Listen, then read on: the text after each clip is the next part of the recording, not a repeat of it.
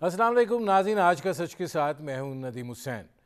गलगत बल्तिस्तान के चीफ जज राना शमीम के जो साबिक chief justice of Pakistan Saqib Nisar साहब पर जो इल्ज़ामात आए हैं, उसके नतीजे में पूरे मुल्क के अंदर एक हिजान बरपा है। ज़ाहिर है अब ये मामला अदालत में है और एक सब जुडिस मैटर भी है, लेकिन ये अपने अंदर बहुत से सवालात जो है वो छोड़ गया है।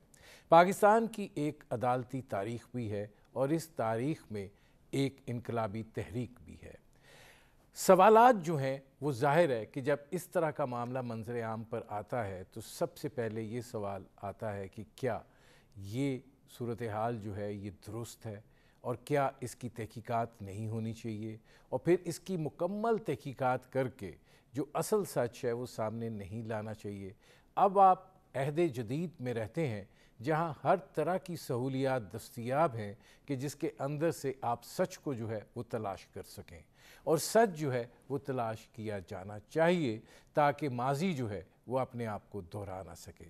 ये पाकिस्तान की अदलिया के वक़ार का भी मामला है, ये हमारे अदलिया के जजों की इज़्ज़त का भी मामला है, और उसके साथ साथ जो सबसे अहम चीज़ है और अहमियत की हामिल है वो पाकिस्तान के अवाम का अपने इंसाफ के निज़ाम पर एतमाद का भी सवाल है।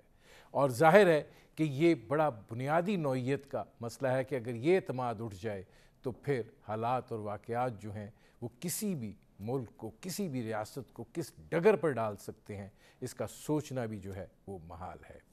तो देखना ये है कि ये जो मामला दरपेश हुआ, क्या इसके अंदर से सच्चाई को तलाश नहीं किया जाना चाहिए, और जबकि इसके लिए बाकायदा एक फ़ोरम भी मौजूद है, और उस फ़ोरम पे मामलात को क्यों नहीं ले जाया गया, और क्यों कर ये हुआ कि ऐसा लग रहा है कि हमारी हर मामला जो है वो सियासत की नज़र होता चला जा रहा है। वकला की एक तहरीक चली थी, हम सब ने उसमें अपनी अपनी बसात के मुताबिक हिस्सा डाला था, और इस तहरीक का बुनियादी मकसद ये था कि एक ऐसा अदालती निज़ाम जो अवाम को इंसाफ उनकी दहलीज़ पर पहुँचाएगा, जिसकी बुनियाद जो है वो मेरिट पर होगी, जिसकी कार्रवाई जो है वो शफाफियत पर होगी, और जिसका अदल जो है वो दिखाई देगा। लेकिन उसके बाद की जो सूरत हाल है, चाहे वो इफ्तिखार मोहम्मद चौधरी साहब हों और उनके बाद आने वाले चीफ जस्टिस साहिबान हों, वो ख्वाब जो उस वक़्त देखा गया था वो पूरा नहीं हुआ, और बजाय इसके कि मामलात बेहतरी की तरफ जाते वो मज़ीद ख़राबी की तरफ हो गए, और ऐसा महसूस होने लगा कि हम अब एक सियासत ज़दा अदालती निज़ाम के अहद में जी रहे हैं। ये सूरत हाल जो है ये यकीनन परेशान कुन भी है, और ये तकाज़ा करती है कि इस पर बात की जाए कि पाकिस्तान के अदालती निज़ाम को जो है वो किस तरीके से उन लाइनों पर इस्तवार किया जा सकता है कि जिसके बारे में सोचा भी जाता है, जिसके बारे में जो इसके कारपरदाज हैं उनको इल्म भी है, लेकिन ऐसा नहीं हो पाता। मेरे आज के जो मेहमान हैं वो इस निज़ाम की बावकार शख्सियात हैं, वो इस निज़ाम में उनकी पेशा वाराना अहलियत जो है उस पर उंगली नहीं उठाई जा सकती है, और वो अपने वक़ार और अपनी इंटेग्रिटी जो है उसकी भी ऊपर कोई सवालिया निशान नहीं है। आज इनसे हम बात करेंगे और जानने की कोशिश करेंगे कि हमारी जो अदालती तारीख़ रही है क्या ये आगे बदल सकती है, और क्या यही बुनियाद बन सकता है आगे मामलात को बदलने का। आपका अपने मेहमानों से तारुफ़ करवाते हैं। हमारे साथ मौजूद हैं जस्टिस रिटायर्ड रशीद रिजवी साहब, साबिक सदर रहे सुप्रीम कोर्ट बार एसोसिएशन। हमारे साथ मौजूद हैं जस्टिस रिटायर्ड शाइक उस्मानी साहब, माहिर कानून हैं। हमारे साथ मौजूद हैं सेनेटर कामरान मुर्तज़ा साहब, साबिक सदर सुप्रीम कोर्ट बार रहे, और हमारे साथ मौजूद हैं अनवर मंसूर साहब, साबिक अटॉर्नी जनरल रहे। रशीद रिजवी साहब, आपसे मैं शुरू कर रहा हूँ, ये फरमाइएगा कि ये जो मामला हमारे सामने आया है, आप ये नहीं समझते, ठीक है जो कार्रवाई हो रही है वो होती रहे, कि इसकी एक तहकीकात होनी चाहिए, और फिर उस तहकीकात के जो नताइज हैं उसकी बुनियाद के ऊपर फैसला साजी का अमल होना चाहिए? बिल्कुल, मैं आपकी सजेशन से एग्री करूंगा।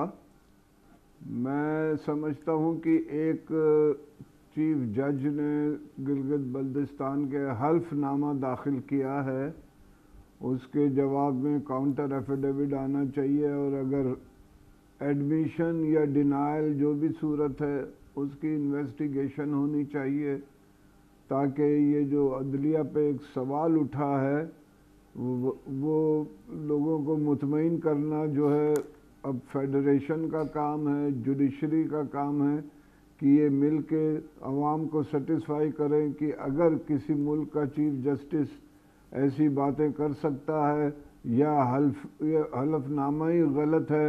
दोनों सूरतों में मैं समझता हूँ कि इन्वेस्टिगेशन होनी चाहिए और हाई लेवल इन्वेस्टिगेशन होनी चाहिए, इसलिए कि इसमें एक फॉर्मर चीफ जस्टिस का भी नाम आ रहा है, तो सुप्रीम कोर्ट को खुद ही इसको इन्वेस्टिगेट करना चाहिए 184 क्लॉज 3 कॉन्स्टिट्यूशन में।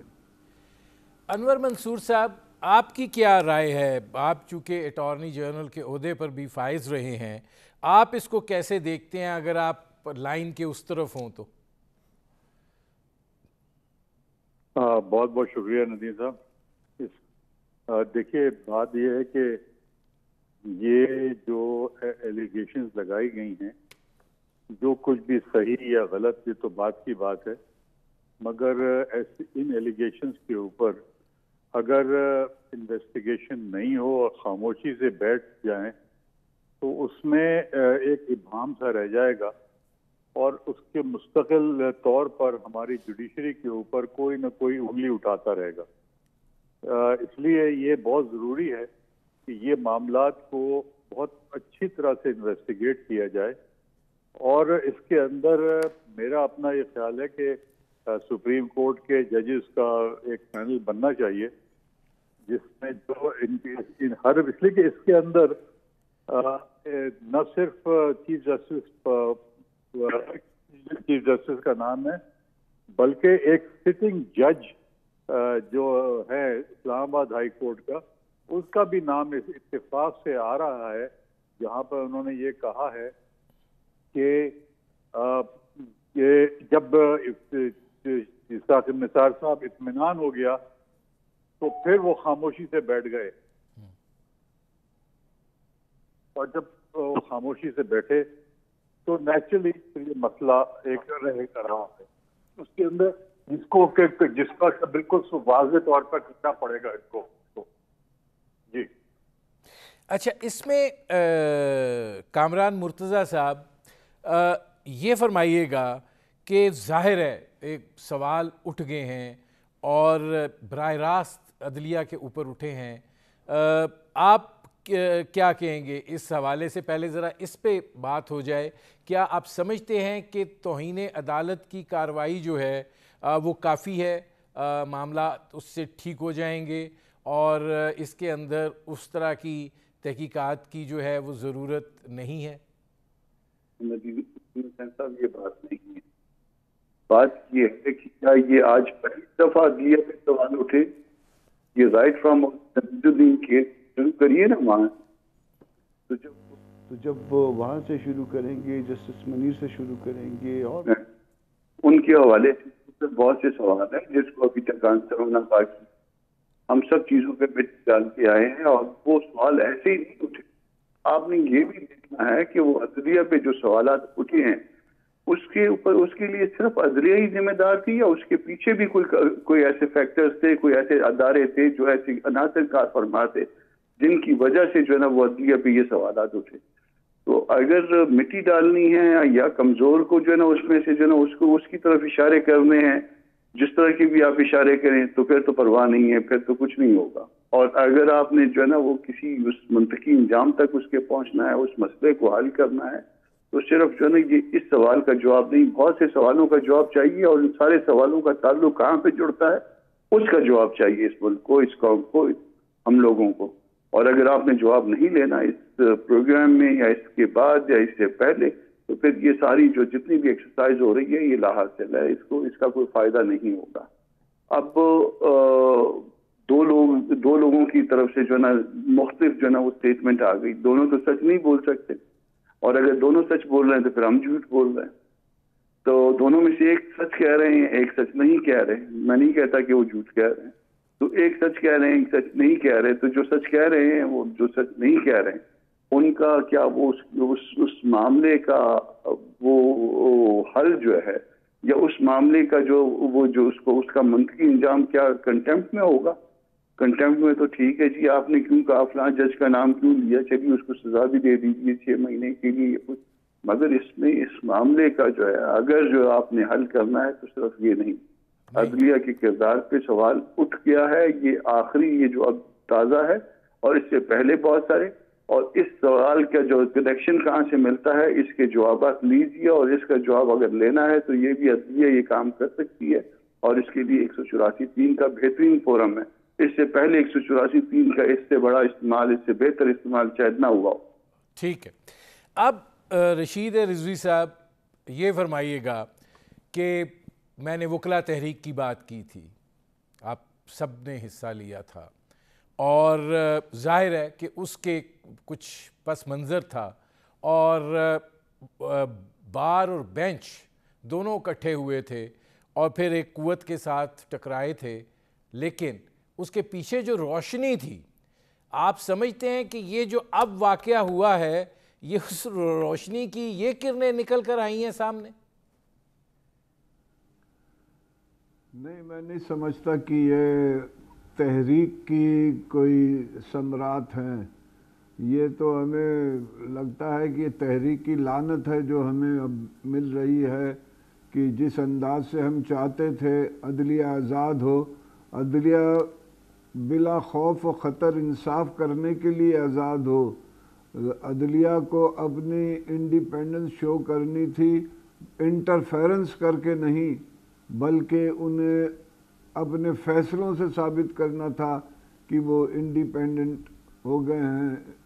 لیکن اس کے برعکس ہو رہا ہے کہ جو ایک مایوسی کی لہر نہ صرف وکلا برادری میں, جوڈیشری میں, لوور جوڈیشری میں ہے, یا سول سوسائٹی میں ہے, کہ جو تحریک تھا اس کے فوائد کس نے اٹھائے, کس کو ملے, لیکن جو مقصد تھا اس وقت جو وکلا اور سول سوسائٹی اور سیاستدان جرنلسٹ مل کر ایک جگہ جمع ہو کے تحریک چلائی تھی, کیا وہ پھل ہمیں اس صورت میں مل رہے ہیں کہ چیف جسٹس اتنا مادر پیدر آزاد ہو گیا ہے کہ وہ جس کو فون کرے, جس کو فون نہ کرے, یا ججز کا جو مرضی آئے فیصلہ کرے.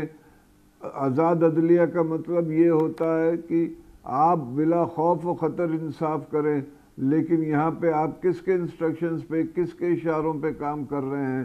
یہ تو میں نہیں سمجھتا کہ یہ ہماری محنت کا اجر ہمیں ملا ہے, یہ لوگوں کی تحریک کی وجہ سے کچھ ایسا ہوا ہے. یہ بالکل ریورس ڈائریکشن میں لوگ گئے ہیں. ناظرین, ہماری گفتگو جاری ہے, ایک مختصر سے کمرشل بریک کا وقت ہوا ہے. Welcome back.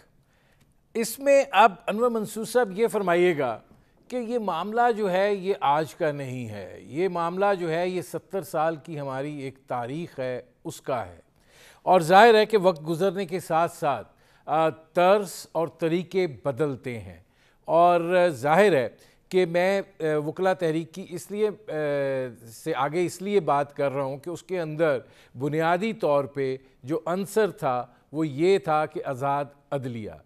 افتخار محمد چودھری صاحب بحال ہوتے ہیں, آپ سمجھتے ہیں کہ انہوں نے بھی فیصلے جو ہیں وہ آزاد عدلیہ کے تصور کے تحت کیے, اور پھر وہیں سے معاملہ جو ہے وہ ایسا چلا کہ پھر یہاں تک پہنچا؟ ندیم صاحب, اس بہت امپورٹنٹ جو چیز ہے وہ یہ ہے کہ جو تحریک تھی وکلا کی, یہ وکلا کی تحریک جو تھی وہ اس لیے کی گئی تھی کہ مارشل لاء نے یا ملٹری رول نے ایک جج کے خلاف ایک ایکشن لیا جس کے اندر کہ انہوں نے عدلیہ کی آزادی کو ایک سلب کرنے کی کوشش کی، اور ظاہر ہے کہ وکلا نے سب یہ کوشش کی کہ یہ عدلیہ جو ہے وہ اپنے سر تئیں بالکل آزاد رہے، اور جیسے ابھی رشید صاحب نے کہا تھا کہ جو پبلک ہے اس کو وہ کیا کہتے ہیں فیصلے صحیح ملیں، اور یہ جو جوڈیشری ہے یہ بغیر خطر خوف کے ایک اپنے فیصلے دیتی رہے۔ مگر ہم نے یہ دیکھا کہ جب یہ ختم ہوئی ہے تو انفارچونیٹلی جو عدلیہ ہے یہ کچھ زیادہ ہی آزاد ہو گئی ہے، ان دا سینس کہ بالکل جو پبلک ہے اس کی زیادہ پرواہ نہیں ہے۔ سب سے بڑی تکلیف اس بات کی ہے کہ اتنے کیسز چل رہے اتنے ہیں اس کے وہ چل نہیں پاتے ہیں، جو لوگ ہیں وہ ان کو شکایتیں اس بات کی ہیں کہ ایک فیصلے صحیح نہیں ہو رہے ہیں۔ یہ بہت ساری شکایتیں ہیں جو کہ اس کے بعد یہ جنم لیا ہے جنہوں نے، تو بجائے اس کے کہ ایک عدلیہ اور بہتر ہوتی اور انٹرنیشنلی اس کا وقار بلند ہوتا، انفارچونیٹلی وہ ہماری ڈیٹیریشن کی طرف گئی ہے، اور جو کہ بہت ہی ایک تکلیف دہ امر ہے ہم لوگوں کے سب کے لیے۔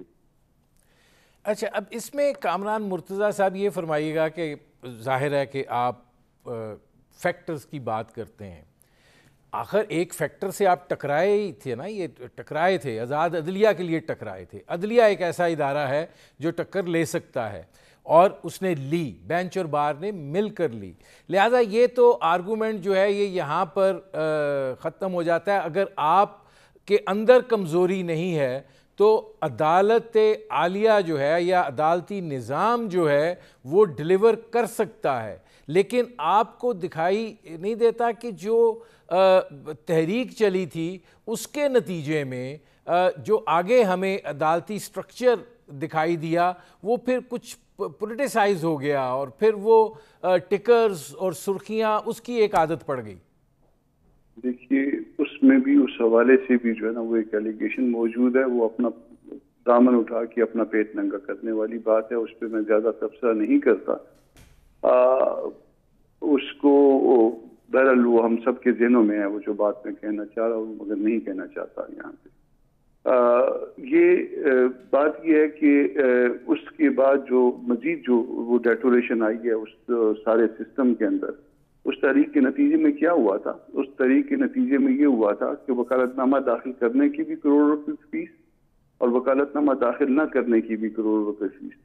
یہ مجھے بھی پتا ہے، میرے ساتھی جو اور بھی تشریف رکھتے ہیں ان کو بھی پتا ہے، اور بہت لوگوں نے اس کے اوپر جو ہے نا وہ اپنے آپ کو مزید رنگ لگایا۔ تو جب کسی تحریک کا نتیجہ یہ نکلے تو وہ پھر تحریک جو ہے نا وہ اس پہ ریاست ماں کی جیسی نہیں ہوئی، اس کے بعد باپ جیسی بھی نہیں ہوئی، بلکہ جو ہے نا اس کے بعد ریاست پتہ نہیں کس جیسی ہو گئی۔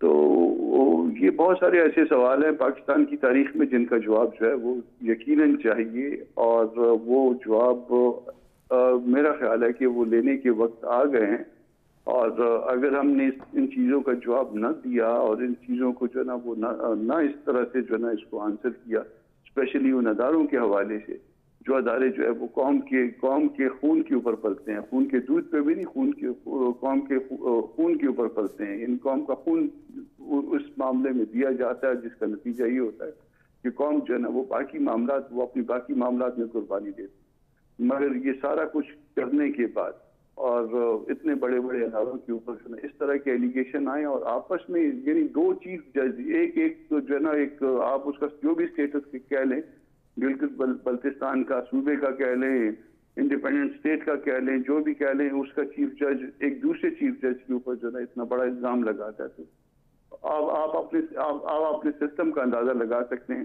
کہ اس سرزمین کا نظام کس طرح کا ہے اور کس طرح چلتا ہے۔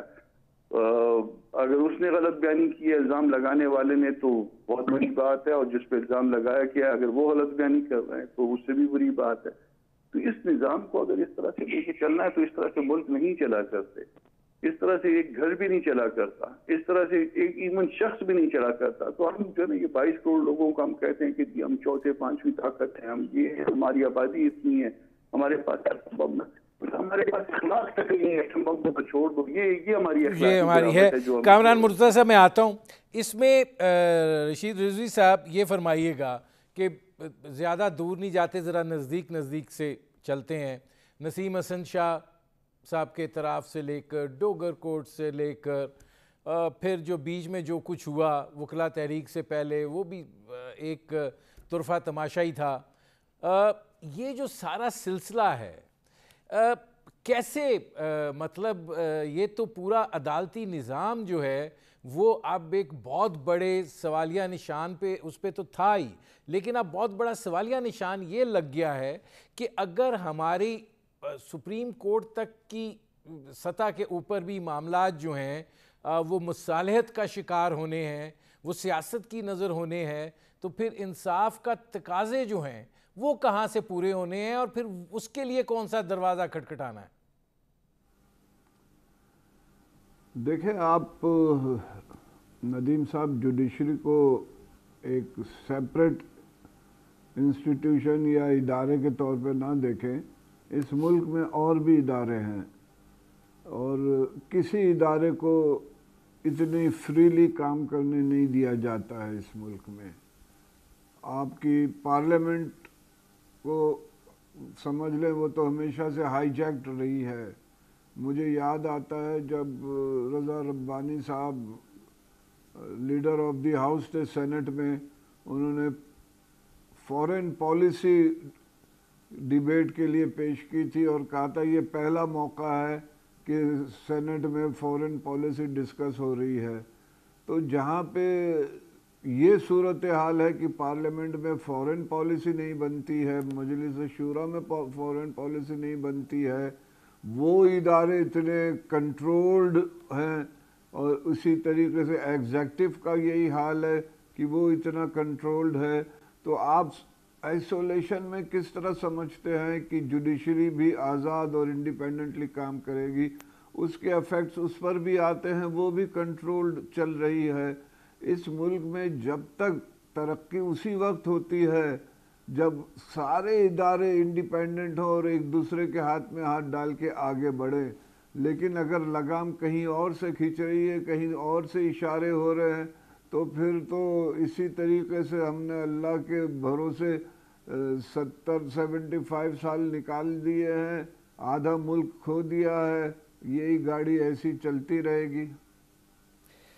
اب انور منصور صاحب یہ فرمائیے گا کہ جو رشید رضوی صاحب بات کر رہے ہیں یہ گاڑی ایسی چلتی رہے گی، سر ملک کے ادارے کتنے ہی محکوم دیگر ادارے کیوں نہ ہو، اگر نظام عدل جو ہے وہ چل رہا ہے تو ملک کی کوئی بچاؤ کا راستہ جو ہے وہ دکھائی دیتا ہے۔ اگر نظام عدل سے بھی مایوسی کی ایک وہ لہر آنے لگے تو پھر کیا کریں؟ جو لوگ ادارے جو ہیں ان کو ہیڈ کرتے ہیں، جو لوگ اداروں کے اندر بیٹھے ہوئے ہیں وہ ان سے بنتے ہیں۔ اگر وہ لوگ خود جو ہیں وہ اداروں کو صحیح کرنے کی طرف راغب نہ ہوں، اور ادارے جو ہیں وہ کبھی بھی صحیح نہیں ہو سکتے، ناممکن سی بات ہے۔ جب تعلقات پہ چیزوں کو ہو، جب ایک دوسرے کی جان پہچان کے بیسس کے اوپر چیزیں ہوں تو وہ ٹھیک ہے، وہ کبھی بھی ٹھیک نہیں ہو سکتی ہیں۔ تو اس کا صرف ایک ہی طریقہ ہے کہ اگر انصاف چاہیے تو انصاف اپنے ادارے کے ساتھ بھی کریں، اور اگر انصاف ادارے کے ساتھ نہیں ہوگا تو ناممکن ہے کہ یہ ادارے ٹھیک ہو سکیں۔ اس میں انور منصور صاحب ایک سوال کا میں جواب آپ سے لینا چاہتا ہوں، چونکہ آپ اٹارنی جنرل رہے ہیں۔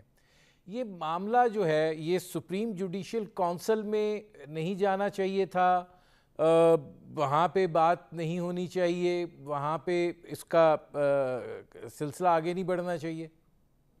نہیں، سپریم جوڈیشل کونسل جو ہے وہ بیسیکلی سٹنگ جج کے لیے ہے، اور چونکہ دونوں جو جج صاحبان ہیں، یہ تو خیر اول تو رانا صاحب جسٹس اپنے آپ کو لکھ تو رہے ہیں، یہ ایکچولی جسٹس نہیں ہے، یہ تو ایک آرڈر کے تحت یہ چیف جج تھے، اور یہ کانسٹیٹیوشنل پوزیشن نہیں ہے ان کی۔ تو چونکہ کانسٹیٹیوشنل پوزیشن نہیں ہے ان کی، تو اس لیے وہ جسٹس میں تو نہیں آنا چاہیے. مگر بہرحال اگر ادارے وہ اس لیے ان کا جو ہے سپریم جوڈیشل کاؤنسل میں ادروائز نہیں جا سکتا ان کا. جہاں تک ثاقب صاحب کا ہے وہ ریٹائر ہو چکے ہیں, وہ بھی نہیں جا سکتا, تو اس لیے یہ ادھر تو جا ہی نہیں سکتا ہے. تو اب باقی طریقہ وہی ہے کہ 184(3) میں لے لیں یا پھر جو ابھی چل رہا ہے ایگزیکٹ وہ چلتا رہے گا. ناظرین ہماری ویلکم بیک. اچھا, اب اس میں رشید رضوی صاحب یہ فرمائیے گا کہ ظاہر ہے آپ لوگوں کا بہت تجربہ ہے, میں آگے کامران مرتضیٰ صاحب سے بھی یہ ضرور جاننا چاہوں گا, آپ لوگ کیا سمجھتے ہیں کہ جو ہمارے ججوں کی انڈکشن کا طریقہ کار ہے, کیا اس میں کوئی تبدیلی آنی چاہیے؟ کوئی اس کے لیے کوئی اور ایسا تکنیکی طریقہ کار وضع کیا جانا چاہیے کہ جس کے نتیجے میں ذرا مقابلے کے تحت جو ہیں وہ انڈکشن ہو اور پھر شاید کوئی تبدیلی جو ہے وہ ممکن ہو سکے؟ میں سمجھتا ہوں یہ جو ڈیٹریشن شروع ہوا ہے وہ 2010 سے شروع ہوا ہے, جب 18ویں ترمیم آئی اور جوڈیشل یہ کمیشن بنا. اس نے تو جسے کہتے ہیں نا, پہلے اگر چیف جسٹس اور گورنر مل کے اپوائنٹ کرتے تھے وہ 10 دفعے سوچتے تھے, میرٹس دیکھتے تھے, لوگوں کی رپورٹیں منگوا کے دیکھتے تھے. اب جوڈیشل کمیشن میں چیف جسٹس پاکستان یا چیف جسٹس ہائی کورٹ وہ بڑا بااختیار ہو گیا ہے, اور اب ہو یہ رہا سن 2010 کے بعد کہ جو اپوائنٹمنٹس ہو رہی ہیں اس میں میرٹس کو نہیں دیکھا جا رہا ہے, اس میں کہ یہ تمہارے کوٹے پہ, یہ میرے کوٹے پہ, یہ بھائی کے کوٹے پہ, یہ فلانے چیمبر کا, یہ فلانے چیمبر کا, اس بیسس پہ اپوائنٹمنٹ شروع ہو گئے. تو میرٹس کا قتل عام ہے یہ. اور آپ دیکھیں جس طریقے سے سپریم کورٹ میں بھی اپوائنٹمنٹ ہو رہے ہیں, کوئی سینیورٹی نہیں, کوئی پرنسپل نہیں ہے, صرف اور صرف چیف جسٹس کی وش اینڈ ول ہے. تو اگر اسی طریقے سے جوڈیشری میں آپ لوگوں کو لیتے رہے تو میں نہیں سمجھتا ہے کہ وہ اس قسم کے ججز آئیں گے جن کے لیے کہا جاتا ہے کہ وہ اندر سے آزاد ہوں, جن کا دل اور ذہن آزاد ہو, وہ بلا خوف انصاف کر سکے. وہ نہیں ہو پاتا, میرٹس کا پہ نہیں ہو رہے ہیں. تو میں سمجھتا ہوں کہ جوڈیشل کمیشن کا فارمیشن بدلنا چاہیے, اس میں پارلیمنٹ کی سے کو ایڈوانس کرنا چاہیے. جو 21ویں ترمیم پر فیصلہ آیا تھا وہ واپس لینا چاہیے, اور بار کا انوالومنٹ اور مزید بڑھانا چاہیے. تب جا کے میں سمجھتا ہوں کہ ایک اچھے ججز کا آنا شروع ہوگا. اب میں سمجھتا ہوں بہت اچھے ججز ہیں, ابھی بھی بہت اچھے ججز, اس میں کوئی شک نہیں ہے, میں سب کے لیے نہیں کہہ رہا یہ, لیکن ہے ایک خاصی تعداد جو میں دیکھتا ہوں کہ وہ آفس کے بیسس پہ, چیمبرز کے بیسس پہ اپوائنٹ ہوئے ہیں. ہمیں جوائن کیا ہے جسٹس ریٹائرڈ شائق عثمانی صاحب نے. شائق عثمانی صاحب, ہم ذرا یہ حالات اور واقعات جو انعطاف پذیر ہو کے جس نہج پر آئے ہیں اس حوالے سے بات کر رہے ہیں کہ یہ جو سارا سلسلہ ہوا ہے, آپ کیا سمجھتے ہیں کہ ہمارا جو عدالتی نظام ہے اس کے حوالے سے جو یہ مایوسی بڑی ہے, آپ کو کیا لگتا ہے کیا کیا جانا چاہیے؟ دیکھیے, یہ کہنا کہ کیا کیا جانا چاہیے تو خیر بہت سی چیزیں کے لیے کر دینی چاہیے, لیکن جو آج کل یہ بات تو صحیح ہے کہ جو میرٹ ہے ہمارے جو جوڈیشری کے ممبران ہیں ان میں کافی کمی واقع ہو گئی ہے. وہ شاید اس وجہ سے چونکہ ہمارے ملک میں ویسے ہی ایجوکیشن کا سٹینڈرڈ اتنے گر گئے ہیں کہ جو اس کی پیداوار ہوتی ہے وہ شاید اس قابل نہ ہو کہ کام صحیح کر سکے. یہ ایک تو بہت ضروری چیز ہے. دوسری بات یہ جو ہوئی ہے کہ عام طور سے ہمارے جوڈیشری میں جج حضرات جو ہیں وہ کیس چلانے کے لیے اتنے خواہش مند نہیں ہوتے. وہ خواہش مند شاید اس واسطے ہوتے ہیں کہ جلدی جلدی معاملہ ٹل جائے. تو اس میں بہت ضروری ہے کہ ایک جج کو اسٹرانگ اور ٹف ہونا چاہیے, اس کے سامنے جو کیس آئے اس کا فیصلہ کرے, اور ورنہ ہوتا یہ ہے کہ کیسز 10 15 سال 20 سال تک چلے جاتے رہتے ہیں. تو اس طرح سے تو جوڈیشری نظام تباہ ہو جائے گا. جوڈیشری کا نظام نہیں، اس میں شاہد عثمانی صاحب آپ یہ نہیں سمجھتے کہ سیاست زیادہ آ گئی ہے، اور خاص طور پر جو جسٹس افتخار محمد چودھری کا زمانہ تھا اس سے لے کے اب تک جس طرح پولیٹیسائز ہوا ہے اس میں انٹرفیرنس اتنی زیادہ بیرونی عوامل کی آ گئی ہے کہ پھر آپ کو اسی طرح کے واقعات ابھرتے ہوئے دکھائی دیں گے جو اس وقت سامنے آیا ہے؟ نہیں دیکھیے، وہ تو جو افتخار چودھری کا معاملہ جو ہے نا، وہ تو سیاسی چیز تھی، اور وہ جو ملٹری کی حکومت تھی اس وقت، اور اس وقت جو انہوں نے کیا میرے خیال میں، میری نظر میں تو وہ صحیح تھا. اس کی وجہ سے ہماری جوڈیشری کو کافی حد تک انڈیپینڈنس مل گئی، جو کہ پہلے نہیں تھی. پہلے جو حالات تھے ہمارے ملک میں جوڈیشری کے پاس، جوڈیشری ہمیشہ گورنمنٹ سے ڈرتی تھی اور ان کے ہمیشہ حق میں فیصلہ کرتی تھی، بہت کم ہی ان کے خلاف کرتی تھی. لیکن یہ اس کے بعد یہ جو جوڈیشل انڈیپینڈنس آ گئی ہے، یہ ایک بڑا پلس پوائنٹ تھا، لیکن اس کا ہم نے فائدہ نہیں اٹھایا. وہ آہستہ آہستہ وہ ختم ہوتا جا رہا ہے اس وجہ سے کہ اب میرٹ پہ اپوائنٹمنٹ نہیں ہوگی. اب اس میں کامران مرتضیٰ صاحب آپ کیا کہتے ہیں؟ رشید رضوی صاحب نے بڑی زبردست اس بارے میں جو وضاحت کی ہے کہ کیا کیا جائے کہ وہ جو انڈکشن ہے وہ اس نوعیت کی ہو کہ پھر ہم اس طرح کے واقعات سے بھی اجتناب ممکن ہو سکے. کیا طریقہ کار بدلا جانا چاہیے؟ کیا ہونا چاہیے؟ اقدامات کیا اٹھائے جانے چاہیے؟ ندیم حسین صاحب، بات صرف عدالتی نظام کی نہیں ہے، پورے نظام کی ایز اے ہول ہے. دیکھیے، ایک تو ہمارا جو تعلیمی نظام ہے وہ، اور اس کے علاوہ کوئی ایسی چیزیں پروڈیوس نہیں کر رہا، کوئی ایسے لوگ نہیں پروڈیوس کر رہا میرٹ پہ کہ جس کے نتیجے میں جو ہے وہ کوئی آپ کہہ سکیں کہ کوئی ہر شعبے میں کوئی بہت جو ہے نا وہ اعلیٰ کوالٹی کے لوگ جو نا آ رہے ہیں. اچھا، دو چیزیں ہیں وہاں پہ، ایک تعلیم کے حوالے سے اور ایک کردار کے حوالے سے. نہ تعلیم کے حوالے سے ہم کسی بھی شعبے میں کوئی لوگ ایسے پیدا کر پا رہے ہیں، نہ کردار کے حوالے سے پیدا کر پا رہے ہیں، بھلے وہ پارلیمنٹ ہے، بھلے وہ کہیں پہ بھی، آپ سب جگہ پہ لے لیجیے گا. پہلی بات تو یہ ہے. پھر اس کے بعد جو فرض کر لیجیے کہ جو کچھ آ بھی جاتا ہے تو اس کا پھر کیا ہوتا ہے کہ اس میں آپ کے علم میں ہوگا کہ عدالتی نظام کے حوالے سے یا ایک تفتیشی نظام کے ایک سربراہ کے حوالے سے پھر ان کی کمزوریاں جو ہے نا وہ پھر اکٹھی کی جاتی. کمزوریاں ظاہر ہے میں اور آپ تو اکٹھے نہیں کرتے. پھر ظاہر ہے جب کمزوریاں اکٹھی کی جاتی ہیں حکومتوں کی سطح پہ یا اداروں کی سطح پہ، تو پھر وہ اسی لیے اکٹھی کی جاتی ہیں کہ ان کو بوقت ضرورت بلیک میل کیا جا سکے. تو اس کے لیے جو ہے نا وہ پھر اگر وہ زیادہ کوئی معاملہ ہو جائے تو پھر آپ کے ہمارے چینل پہ بھی کہیں پہ وہ کمزوریاں چل سکتی ہیں اور چلی بھی ہیں. تو یہ جب سب کچھ اگر نظام کو اس طرح سے چلانا ہے، پورے نظام کو آپ نے اس طرح سے چلانا ہے، اور پورا نظام اگر آپ کا ہائی جیک ہے، تو پھر جو ہے نا یہ نظام نہیں چلنے کا. یہ اس کو آپ پرولانگ تو کر سکتے ہیں، اور 2 4 5 10 سال 20 سال پرولانگ تو کر سکتے ہیں، مگر الٹیمیٹلی کہیں پہ بھی جو ہے نا یہ گاڑی جو ہے نا وہ پنکچر ہو جائے گی، اور اس کے سارے ٹائر پنکچر ہو جائیں گے. اس کو اگر چلانا ہے تو اس کو کسی اصول کی بنیاد پہ، اس کو کسی کردار کی بنیاد پہ، اس کو اس طرح سے نہیں کہ جب آپ کا اپنی باری ہو، جب آپ کی مرضی ہو، اس طرح کی جو ہے نا آپ نے کنٹرول کر کے، اگر ڈیموکریسی کنٹرولڈ ہے اسی طرح سے باقی نظام بھی کنٹرولڈ ہے. تو یہ اس کو جو ہے نا آپ کو انڈیپینڈنٹ چھوڑنا پڑے گا، سوچ کو آزاد کرنا پڑے گا.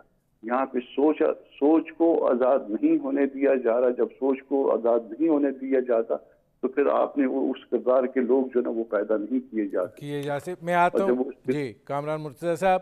اب اس میں رشید رضوی صاحب یہ فرمائیے گا کہ آپ کیا سمجھتے ہیں کہ اب اس وقت جو صورتحال درپیش ہے، کیونکہ معاملہ سب جوڈیس سے بات نہیں ہو سکتی ہے، اثرات کیا آپ کو دکھائی دے رہے ہیں آگے؟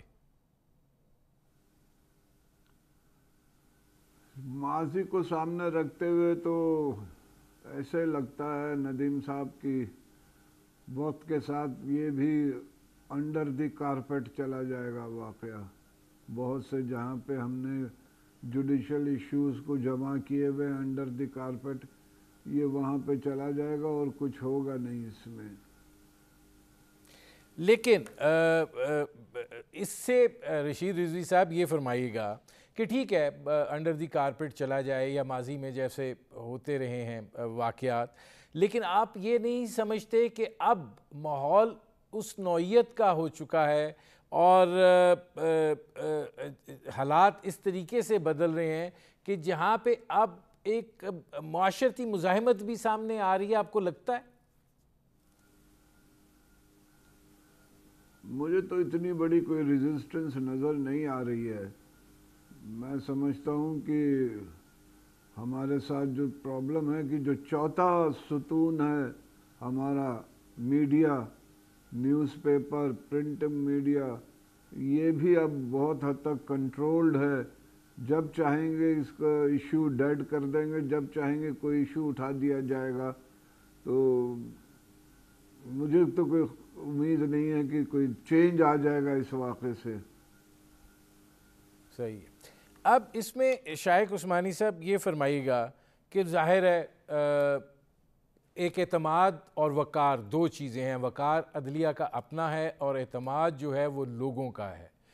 अब अगर दोनों चीज़ें मजरूह होती हैं तो आप समझते हैं कि ये ठीक कीमत है?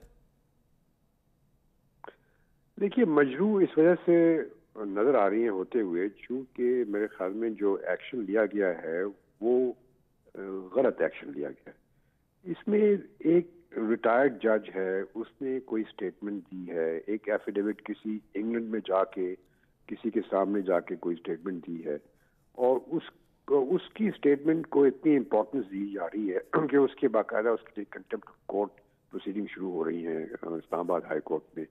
तो ये मेरी नज़र में तो ये सही नहीं था, ज़रूरत ही नहीं थी। एक अगर कोई आदमी गलत स्टेटमेंट देता है तो जो उससे अफेक्टेड होता है उसका हक होता है कि उसके खिलाफ कार्रवाई शुरू कर दे हद तक इज्जत की, और इस मामले को भूल जाना चाहिए था, इग्नोर कर देना चाहिए।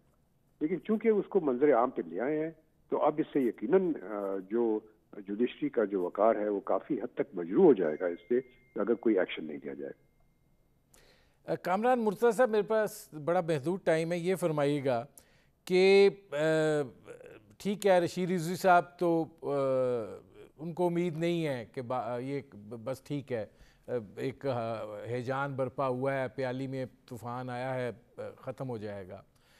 लेकिन ये आप नहीं समझते ये बहुत सारे सवाल छोड़ जाएगा अपने पीछे, ख़त्म भी हो जाए तो? ये बहुत से सवाल छोड़ेगा और ये माशरे में जो है ना उसकी जो शिकस्त व रीख्त है, जो जिस तेजी से शिकस्त व रीख्त जारी है उसकी रफ्तार को मजीद तेज करेगा। अब होता यह है कि दूसरे मुल्कों में जहां हम एक कौम की शक्ल इख्तियार कर गए होते हैं वहां पे जो ना इसके नतीजे में इस तरह के मामलात के नतीजे में इनकलाबात आया करते हैं, मगर हमारे मुल्क में मसला ये है कि हम और बाकी फरोई मसाइल में उलझे हुए हैं, और जहाँ पे मामला फरोई मसाइल में हो तो फिर हमको ये इनकलाब की उम्मीद भी जो है ना वो नजर नहीं आती।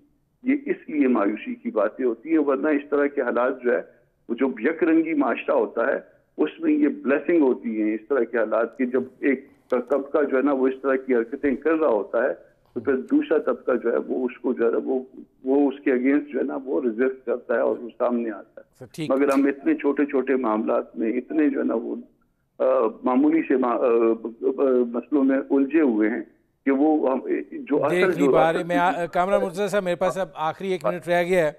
रशीद रिजवी साहब, ये फरमाइएगा कि ठीक है मामलात जो हैं उसमें हम उलझे हुए हैं, उसमें बहुत सारी चीज़ें हैं, लेकिन ये भी तो सोचिए कि जब कोई इल्ज़ाम लगता है और फिर चीफ जस्टिस साहब की सतह पर लगता है तो जाहिर है अदालत का एक अपना निज़ाम होता है, एक अपना वक़ार होता है। आप क्या समझते हैं कि कितना सेटबैक होगा?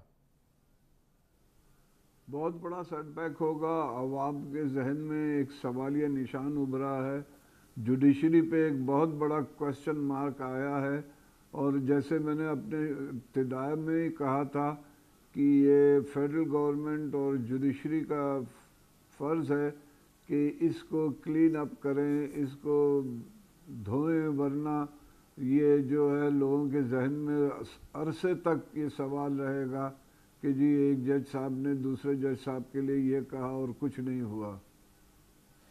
मेरे प्रोग्राम का वक्त ख़त्म हो रहा है। बहुत शुक्रिया रशीद रिजवी साहब, बहुत शुक्रिया शाइक उस्मानी साहब, बहुत शुक्रिया कामरान मुर्तज़ा साहब। नाज़रीन, आपने हमारे पैनल के शुरका की गुफ्तगू सुनी। अब तक के लिए इतना ही, इजाज़त दीजिए। अल्लाह हाफ़िज़।